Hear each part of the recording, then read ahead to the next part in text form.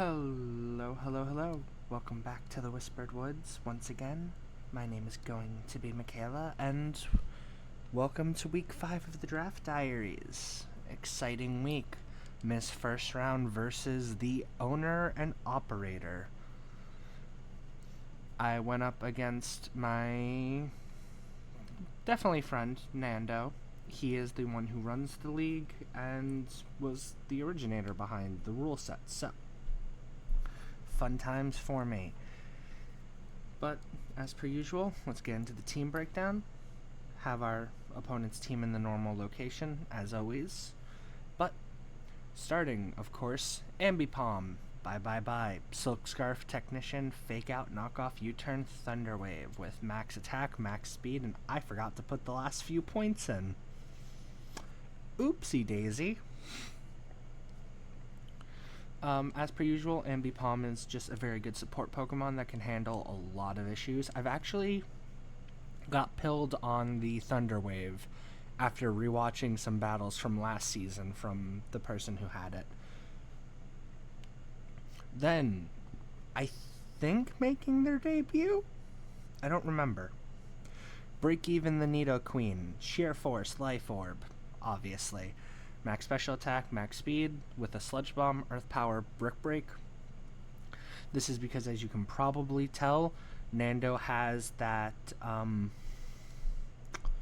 Grimmsnarl that is very annoying to deal with. And then Thunderbolt is also just kind of funny on here. We got D4C the Zapdos. This week we went with a Choice Band with Knockoff, U-Turn, Brave Bird, Close Combat, Max Attack, Max Speed with Jolly Nature. I'm definitely starting to get the idea that maybe I should be going more with Choice Scarf on Zapdos, but that is for future. Tomb of the Boom, Leftovers, Mind's Eye, Blood Moon, Calm Mind, Earth Power, Moonlight, Max Attack, Max Defense, Max HP. Which is definitely always interesting. Nothing too special though, just a very bulky Pokemon. Nightmare the Chi-Yu, here was our choice scarf for the week. Max speed with a timid nature, a little bit in special defense, and max special attack. Choice Scarf, Beads of Ruin, Dark Pulse, Heat Wave, Snarl, Flamethrower. I don't quite know exactly what I was thinking, but it was probably something. And returning of one of my favorite Pokemon on my team, Fade to Black. Expert Belt, Motor Drive, Rock Slide, Thunder Punch, Ice Punch, Volt Switch. And it is max speed with Jolly Nature, and then a max attack with a little bit of special defense. Nothing too crazy this week. Honestly, it's kind of becoming pretty regular for most of my team. Gotta fix that. So, here we have the actual matchup we're looking at, and we're going against Umbreon, Spiritomb, Poliwrath, Necrozma Duskmane, who, I'd like to point out, Nando, because I know you're watching this, we had an agreement and you violated it. I won't forget that. Gyarados and Grimmsnarl. So, let's see what we start with. Ambipom and Chi-Yu versus Poliwrath and Duskmane Necrozma. So, we specifically went for Chi-Yu Ambipom because hypothetically, Fake Out into Overheat is extremely powerful, and I thought he was going to bring some other Pokemon who didn't end up coming to this battle, mainly his Zeraora, but, you know, things happen. And as you can see here, we even have it where I called him out on him saying he wasn't going to bring his Overseas Legend. And he forgot about it. Chairman of the board, ladies and gentlemen, can't remember his deals. But pretty basic start. He goes for Water Terra, I go for the Fake Out to execute the plan, and Flamethrower. Honestly, I really should have expected him to go Water Terra. I don't know why I didn't have the foresight to click any of my other moves, probably would have been better off. But, we live and learn. Poliwrath goes for a coaching to boost the attack and defense. I switch out into Nidoqueen to handle some other stuff, go for a knockoff to get rid of the Citrus Berry, into the Dragon Dance, and then the Psych Up. So, I am staring down a very annoying combo here.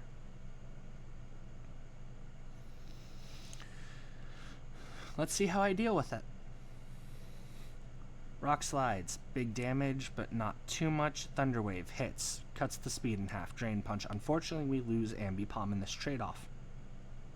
Go for the Thunderbolt. Has leftovers. Honestly, not that surprising. Brave Bird takes out Poliwrath, and this battle definitely felt like RNG could not decide who it wanted to side with. And oh boy, does it come up a lot. Then we go into the Grimmsnarl. I switch out to Fade to Black. He goes for a Light Screen. Thunderbolt takes out the Duskmane. He brings in Spirit Tomb, goes for a Sucker Punch, goes for the double Sucker Punch. I don't think there's a way I could have played around that. Maybe there's an argument that I could have went for like some form of switch out to prevent it, but honestly, I don't know if I should have anticipated it. Maybe a mistake on my part, but take note that Grimmsnarl has Sucker Punch.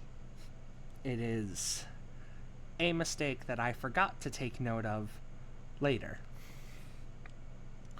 Rock Slide misses, Spirit Tomb hits that, but I'm already the last one moving. Blood Moon versus Thistle. He brings that back. I go for a Volt Switch. It's not very effective. Get Chi-Yu back, and immediately go for a Blood Moon. I wish it was more effective than it was, but it is what it is. Obviously, neutral and everything, this was a very specially defensive Umbreon. And then he goes for the Calm Minds. And then I get a Choice Band on my Chi-Yu, which did not help. Got the flinch, hit the Blood Moon, do a chunk on it. Still not enough though, really. And the rest. If you've been watching these videos so far, and these diaries, I do thank you. But there's something you're probably starting to notice. I am very not good at handling evolutions, apparently. 'Cause this stuff just keeps on happening to me. Waterfall, yeah, tearing Ursaluna there wasn't the best idea. And I really regret it upon reanalysis later. Zapdos, you'd think I'd be smart here. I was not. This Gyarados was a major problem for me. But because the Gyarados was such a problem, and he always had another threat, I had to play this, I think, very subparly, which led to a lot of mistakes. For example, Sucker Punch against Fade to Black, who I just couldn't do anything to protect. Now, at least knowing what I know now, I really should have attacked into the Grimmsnarl just to lessen the effects, the negative consequences of the differential, as it is something I am still very much trying to catch up on because I'm falling pretty far behind at this point. Let me just double check exactly what the current standings are on that front, but if I remember correctly, yeah. So after this week, I am 2 wins, 3 losses with a -5 differential. The team above me has the same record but a -2, and the team above them has the same record but a -1. We, I think, are officially halfway through the season. Yep, I've done 5 games, I have 5 left. The team needs a boost of some kind, because I need to start going through and hopefully getting some really big wins. That would be extremely beneficial to our playoff runs, or our hopes for a playoff run. But let's see, my next week's opponent is somebody who I have faced, not in draft ever, but I faced him multiple times in our gym challenge on the server, actually. And as a gym leader, it's a lot harder for me to prepare for him, but I think here we probably got it. It's just a matter of watching out for his MVP, which is a very bulky Heatran. But that will be a problem that you guys won't have to deal with till next week. I have a couple days to figure out how I'm getting rid of it. But that will be all for today. If you wouldn't mind, if you could like, comment, subscribe, and, just have fun.